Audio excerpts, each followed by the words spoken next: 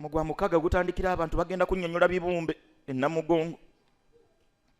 Bantu bakulumulukuka okuva mu buli kanyomero ka Uganda ne bagenda bannyonnyola ebibumbe nga babitumira omutonzi waabwe. Ekibumbe va ku kibumbe, totindiga lugendo luwanvu, yogera n'omutonzi wo wonna w'oba oli, akuwulira ensi ye, akumanyi bulungi nnyo va kuba takumanyi. Enviiri muzisevinge, kubanga okusala enviiri mu hijja ne umura ibaada, ate okusala enviiri e Uganda kunyirira. Obyombiri ki ekyebbeeyi? Njagala kwogera ku basseeka bano aboogeza ogwejo abasharafu ne bavumirira Namugongo nga bo bagenda e Makka ne bavuma buli ekiri e Namugongo. Naye njagala kubuuza, omuntu bw'ovuma abagenze e Namugongo tibe bakola tebitegeerekeka, si byamagezi.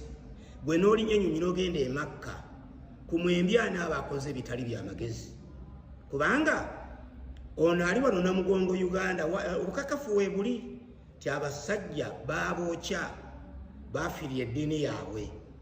Kati gwogenze e Makka eri Nabbi Muhammad eyafa n'olamusa n'amalaalo n'ogatolera salaamu n'olaba n'amalaalo g'abalala abaafa edda. Kati gwe mugezi ennyo, biri by'otomanyi na kumanya nti ddala byaliyo. Ekisooka ovumiridde Abakatuliki, naye gwe e Makka gy'ogenda waliyo ekiwaji ky'okubamba okuba sitaani, nga sitaani omulese waka. Ne surati Naasi yennyini ekugamba alladhi yuwaswisu fi suduri nnaasi, oyo setaani afukuutirira abantu ng'ali mu mitima, so si Makka. Surati Naasi bwegamba ekikumi 14. Naye gwe n'omulumba e Makka n'omukuba amayinja ng'oyogera buli jjinja ly'okwata audhu billahi minash shaitani rajim n'okuba oli ku kiwaji. Setaani musiru ki? Oyo abeera mu kiwaji n'akulinda awo. Ekirala, emikolo gya umura gyonna gyakisamize mugimanyi. Ekirala, emikolo egyo Nabbi Muhammad nga tanaba na kubaawo byakolebwanga abasamize Abakuraishi abaabeeranga mu Makka. Mukimanyi byenjogera bwino mumulina, mugenda mu hadithi mwabamanyi. Naye bano baseeka boogeza ogwejo bano abasharafu bendi mu kuddamu, kubanga baseeka bonna tebalumba bannaabwe.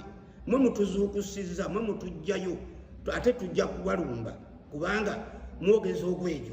Bwe muba mulumba Museveni kati nga baseeka basharafu ne mulumba CDF, yabo tetugenda kubanyega kubanga mulina obusungu, yakwata mukama wammwe Jamiru mukulu. Naye munadda ku bino ebyeddiini, awo mutwerinde tujja tutandise. Ekirala, e Makka waliyo ennywanto gye muyonka nga musaba omukisa. Ddala abantu mwena ne muyonka ennywanto obaani kale kanebekosa lulimi lusingakaawo. Ekirala, amazzi ge mujja nago mu nnyonyi mbuga mukisa zaamuzaamu. Kakati ovumirira Abaganda balina enjogera nti totakula ntalo z'amayinja nga naawe osula mu nnyumba yandabirwamu. Kakati olaba mujja n'amazzi ag'omukisa. Ekirala, ejjinja Hajarul Aswad, ejjinja eriddugavu black stone, eryo lye mulawuzaayo emikono ne mugamba nti ayi Katonda waffe ku lw'okukkiriza amazima g'ekitabo kya Quran. Kakati gwe ddala lwaki mutakula entalo abasarafu? Mubadde ki? Lwaki mulina ebizibu bingi nnyo bye tutayagala kutakulako. Ekirala, Qur'an ekugambye nti walillahi al-mashriqu wal-maghribu fa aynama tuwallu fa thamma wajhullah inna Allaha wasi'un alim. Yonna gye yolekeza obwenyingi osaba wali amaaso ga Katonda, Katonda mugazi era mumanyi. Ekikutunuza e Makka wokka ng'osaala kiki nga aya ekugambye yonna gye yolekeza amaaso Katonda waali aba waali. Eyo ngisomye aya eri mu Suratul Bakara aya 115. Nja kudda